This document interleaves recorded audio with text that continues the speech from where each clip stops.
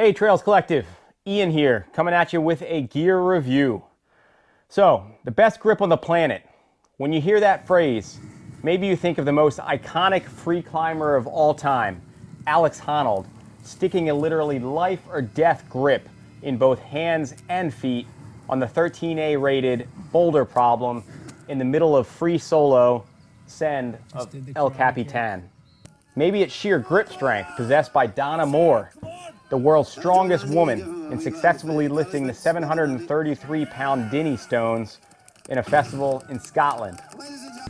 Or maybe, closer to home, you think of Ben Nephew's O-Rocks cleats needing to grip the bare rock, clickety-clacking down one of the most technical race pitches in the country, which is Breakneck Point. In this case, in his FKT attempt and send as filmed by Joe and Mountain Peak Fitness. And literally where the grip of his shoes and those cleats really made the difference between him sending it or serious injury or death from that exposure. Well, there's one company out there staking the claim to the title with the slogan and hashtag, best grip on the planet. VJ.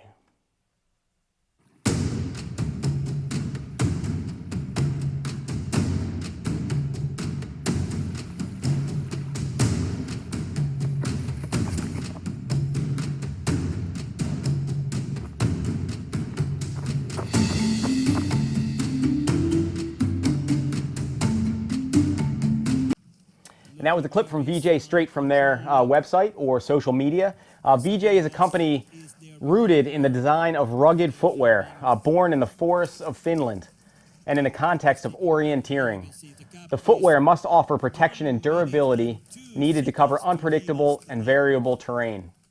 Durability to withstand the off-trail bush sections and traction sufficient enough to handle and stick where there is no trail.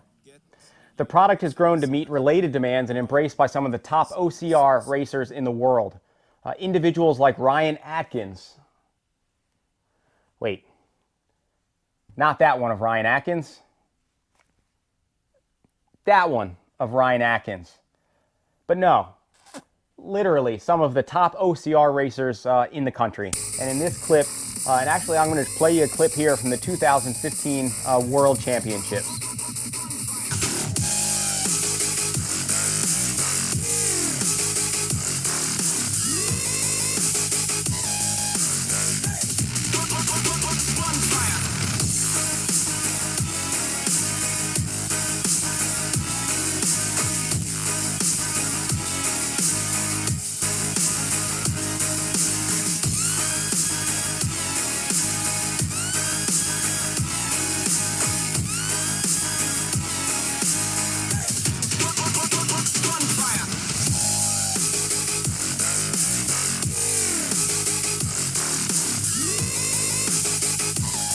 For this round, we're going to dig into one of their models, which I chose out of the lineup based on its intention for endurance, with a bit more volume in the forefoot and a more versatile lug pattern.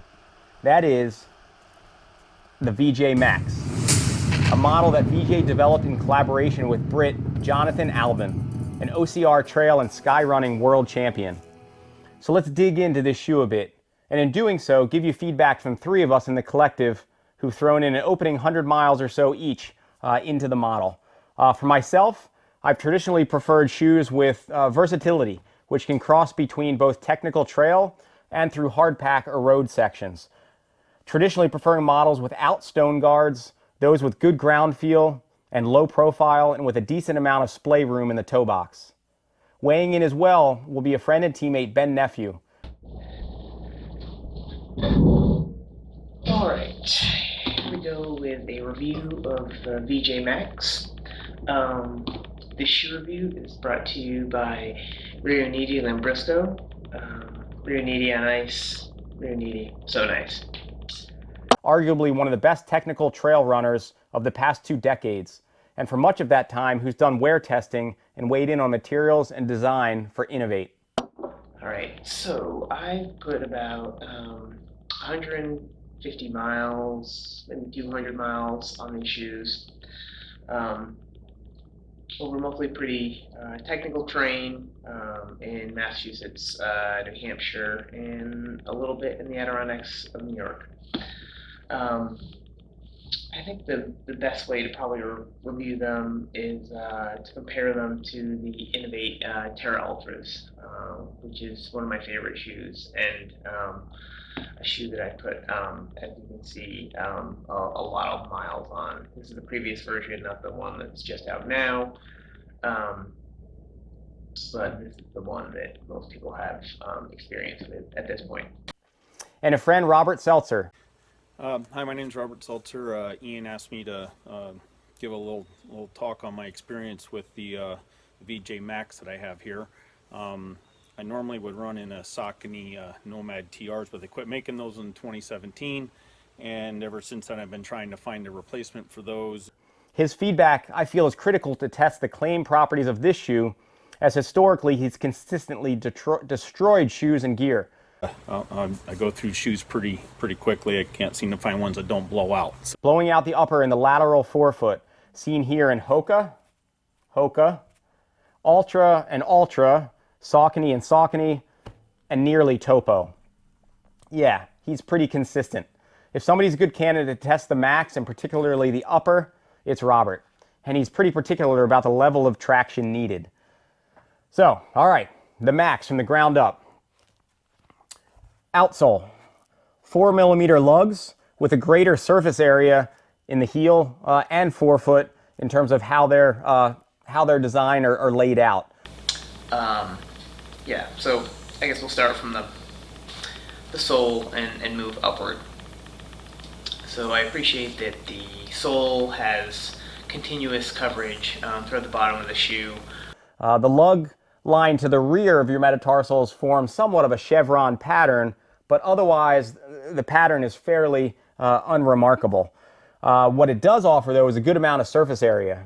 They're fairly flat lugs. They're spaced out pretty evenly. And I think this is that design makes it really effective in crossing between surfaces, but also allowing them to shed mud or debris pretty readily. This sole provides good traction, the tread pattern, on moderately loose terrain. The lugs aren't huge, but they're big enough to give you purchase in mud and loose sand. I mean, at least in most conditions in this neck of the woods in the Northeast. And the slight grooves in the forefoot add a little bit of flex into what we'll talk about as a fairly firm or stable underfoot feel. And I'll talk about the upper a little bit as well, but you can just see where those flex grooves pair with the upper to increase that toe spring and end up just kind of being how the shoe sits along those grooves. So what is remarkable, though, outside of that pattern, is that VJ uses 100% butyl rubber. Butyl what? Glad you asked. The professor here breaks it down for you. With small amount of isoprene जो 1 to 5% में था, इनका क्या हुआ आपस में joint हुए, copolymer कहलाता है क्या? Yeah, I don't think I understood any of that really. So let's try this clip. From recpro.com. Thanks for joining us for this portion of Butyl Royale during Butyl that's Week what I'm here talking at about. RecPro. Sean, Butyl Mania, explosions, that's what I'm talking about. So, takeaways for you to know. Butyl rubber, sticky, fairly durable, and does well with explosions. So, sandwiched between the midsole and the outsole is a full-length rock plate composed of just a firmer EVA, and we'll get into that underfoot feel as well. And adding it in there for both protection and stability. And I'll throw a picture up behind me of what that rock plate looks like. But the rock plate is great in these things. I actually love the rock plate. There's a rock plate in the forefoot and the rear foot. They provide excellent protection. There is no plate in the middle of the shoe, and although there's a lot of midsole here, it is a little suspect to hard hits that you can feel in your midfoot. Not a major issue, but you can definitely tell there's a difference in the protection in the various areas of the shoe. And the toe bumper on the front, because I do have a tendency to kind of crush my toenails, and this toe bumper's worked very well. Midsole. Midsole material of choice is Phylon. Phylon was originally used for dolls sometime a long time ago. I believe Nike started using it maybe in the late 70s into the 80s. But it's impervious to water and microbials. Pretty good blend for a midsole foam. As Ben mentioned a little bit as we were chatting. So moving up from the outsole, the midsole is reminiscent of some recent Scott shoes. Really reminds us both of the Scott Supertrack RC from a couple years ago. That one, if I recall, was made of aerofoam. Also a really light and durable midsole foam. But underfoot feel, look, and feel in terms of durometer is fairly similar. Set into the Phylon of the Max midsole are a heel and a toe pour-on unit. Pour-on? Yep, kind of like porn, only with an extra O thrown in for good measure. And kind of making for good trail porn, it does really, as the fantastic urethane foam has a pretty extremely low compression set, which makes it dense and durable. In that regard, maybe it'll last similar to the Supertrack Aerofoam, but definitely good to have those reinforced cushioning pods, heel and forefoot. And I like the fact that it's got a good amount of cushioning in both the forefoot all the way through the heel. I would not say this is an excessive amount of cushioning in terms of a ultra distance shoe. You know, it may be enough midsole for some. I prefer a little more cushioning. I actually do appreciate that this is a pretty firm midsole. It makes it feel like a very fast and responsive shoe. You know, kind of based on the overall construction and feel of the shoe. For me, it would be a shoe to race in anywhere from 5 miles to 50K. I'm not sure I'd really choose it for anything longer than 50K or even like a really burly 50K. And set in between the pour-on units, which I'll throw up in a diagram if I can get a good picture of it, is a torsion shank, which just increases the torsional rigidity and stability between the cushioning pods. The upper. The Max is maybe the only shoe that will serve you well if you happen to run into a sword-wielding black knight on the trail at the foot of a bridge that you really must cross, who says something like, "None shall pass." What? "None shall pass." I have. And that's because they weave Kevlar into the upper. Kevlar? Yep, Kevlar. And take it from Weapons and Stuff 93, Swords versus Kevlar, the stab test.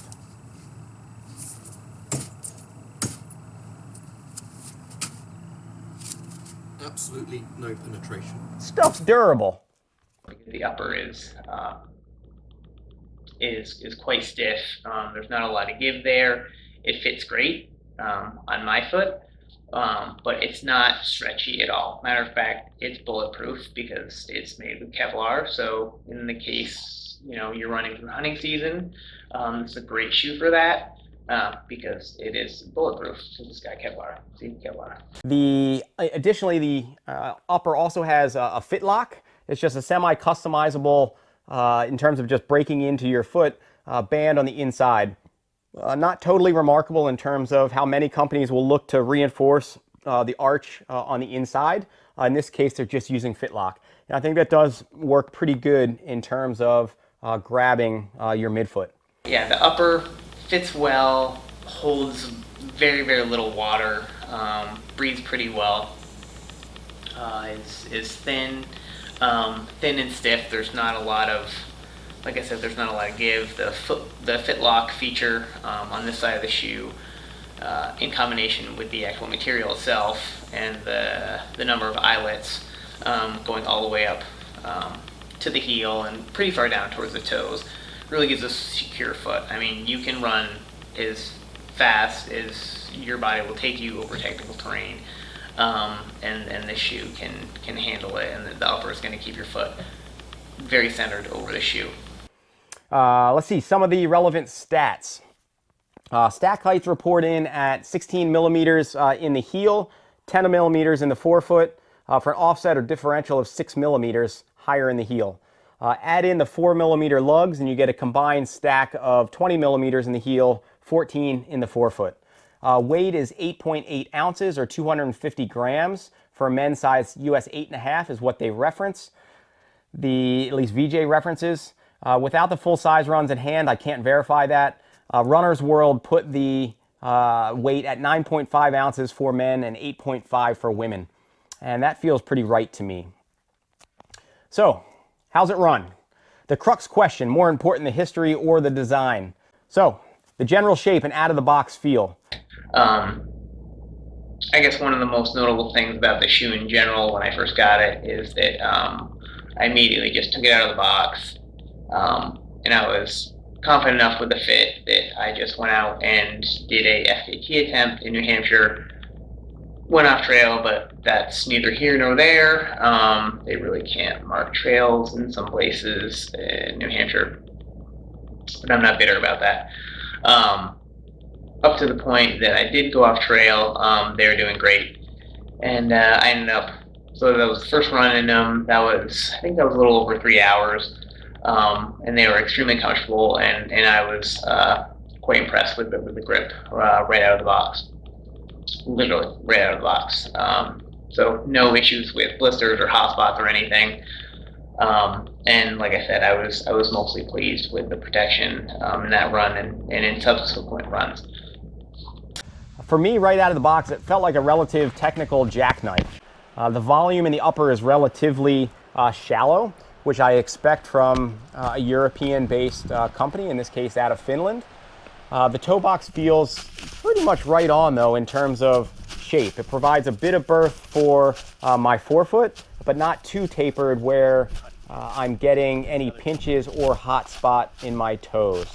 But it's not too roomy that I feel like I'm at all shifting or swimming, even on descents. And the arch contour feels there.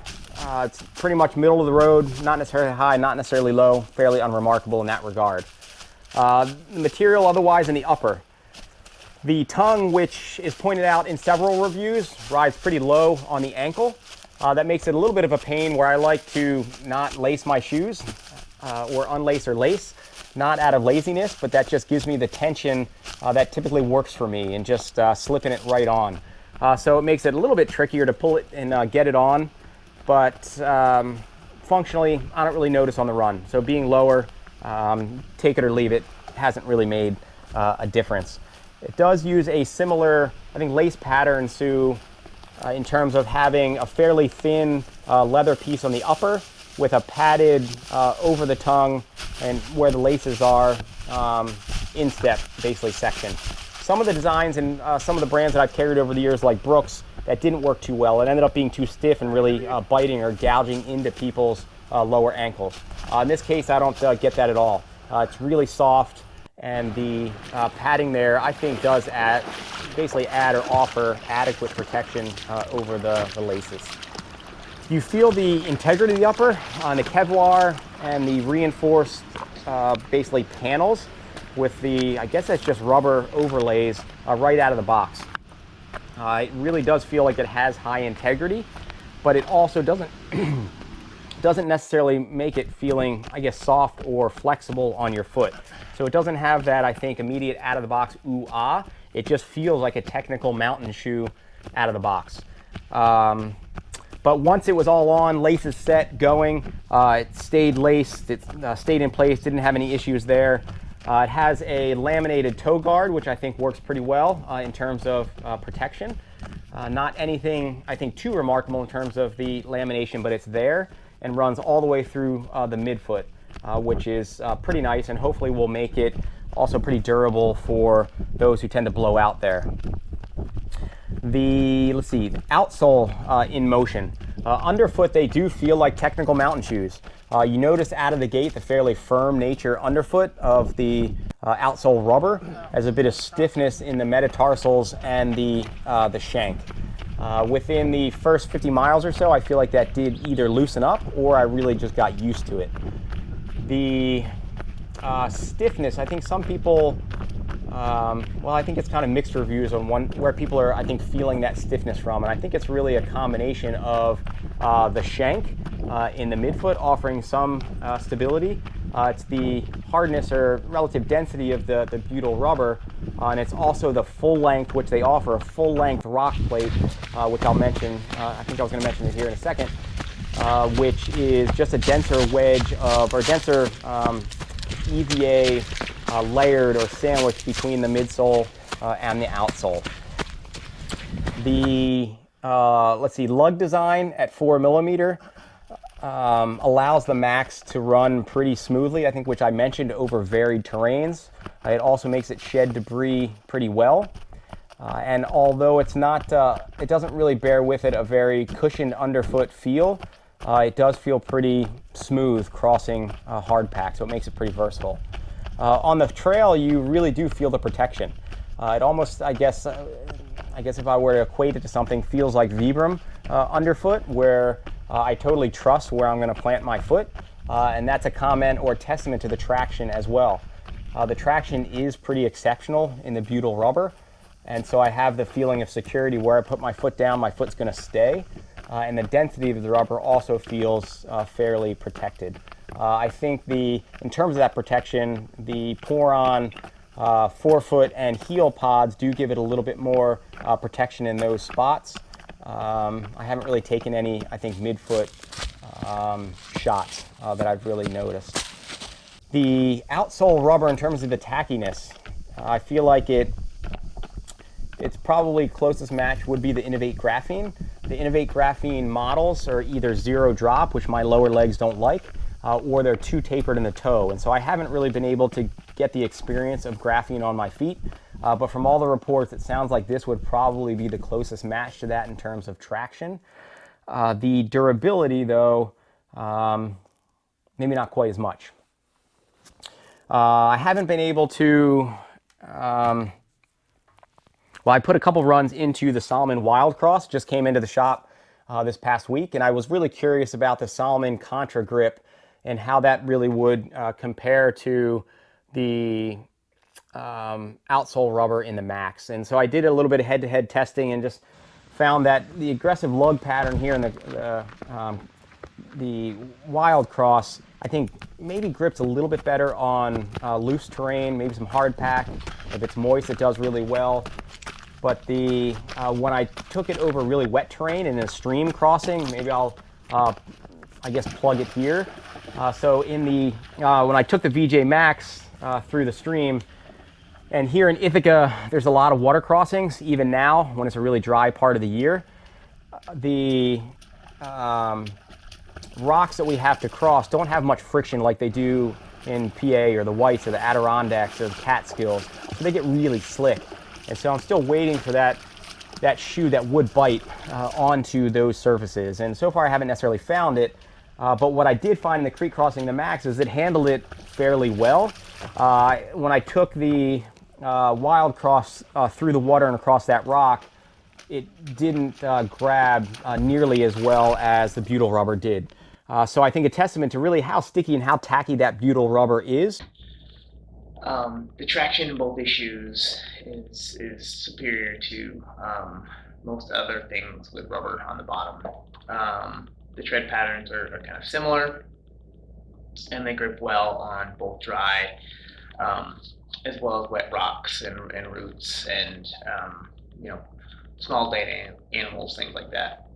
But again, conditional in where and how you're going to use the shoe. Durability.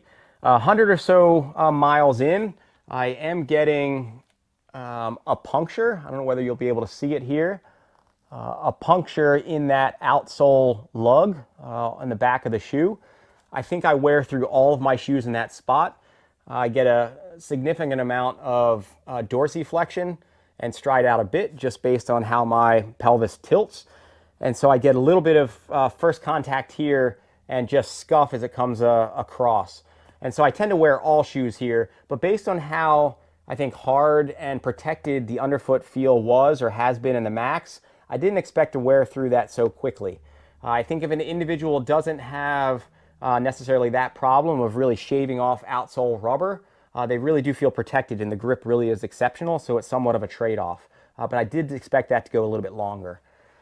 The otherwise seems to be holding up pretty well. I don't feel much compression in the midsole set. The wear on the sole has been good so far, although I've been mostly taking it on dirt, so not a lot of chance to really wear down the lugs so much. They are worn. The traction seemed to get a little better as they got a few miles on them, which is pretty typical with most types of rubber. Once you scuff off the initial layer, it tends to improve the traction a bit. I do appreciate that they have big lugs in the toe area, because when you have very small lugs up here, they tend to disappear quite quickly, and then you end up with no traction there. Traction wise, they're pretty grippy. Luggy, I should say. As far as grippy, they seem to do okay, but on like sheer flat rocks that are wet, they're not quite as good as my Nomads. The rubber's not quite as soft. And the upper, as you'd expect, with the Kevlar woven in, although I do get some creases here and just in the material, how it sits, I don't see any points of abrasion, and I've taken it through some off-trail sections or frays of the fabric at all, so it seems to be holding up really well. The tongue, which I'd mentioned, is a leather upper, which is kind of unique. It did start to, if I can show you here, fray fairly quickly, or not, I shouldn't say fray. That leather started to wear out fairly quickly. And it was something I think that Robert initially noticed, and he may comment on it as well.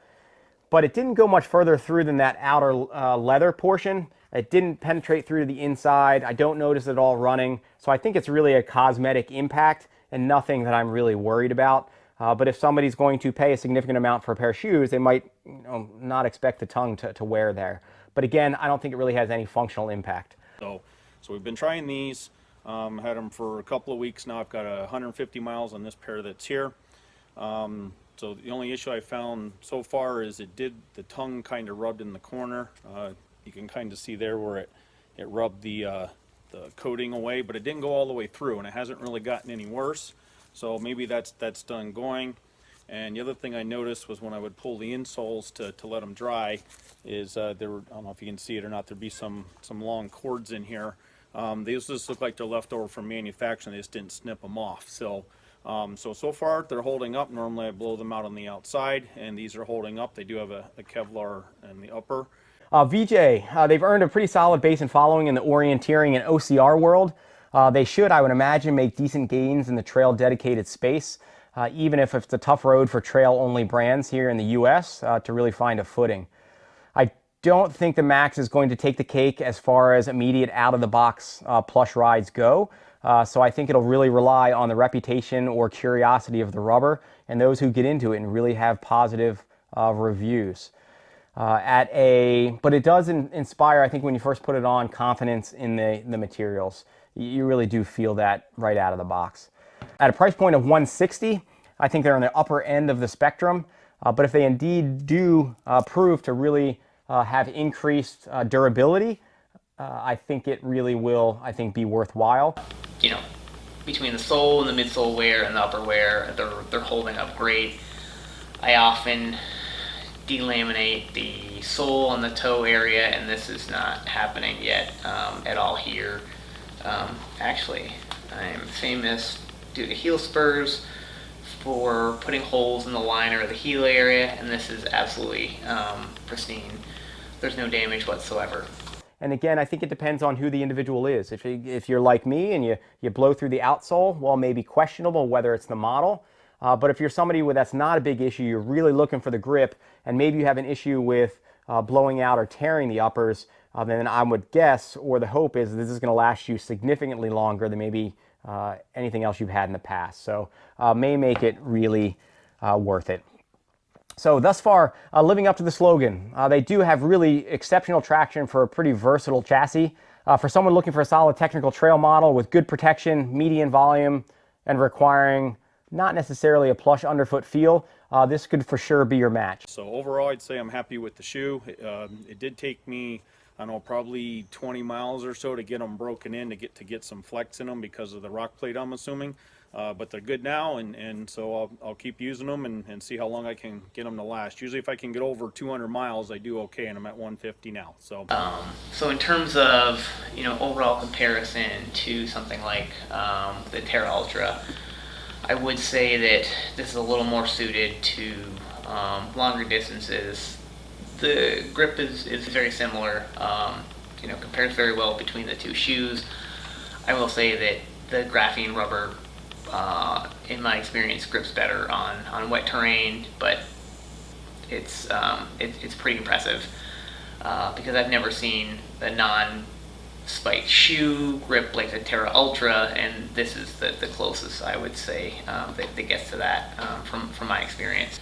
I plan to put some more miles in them, and I think it's a great shoe, and I'd strongly recommend it. Thanks for tuning in. It's the VJ Maxx. I'll follow up if anything else remarkable comes in the next 100 miles. You can check them out at vjshoesusa.com.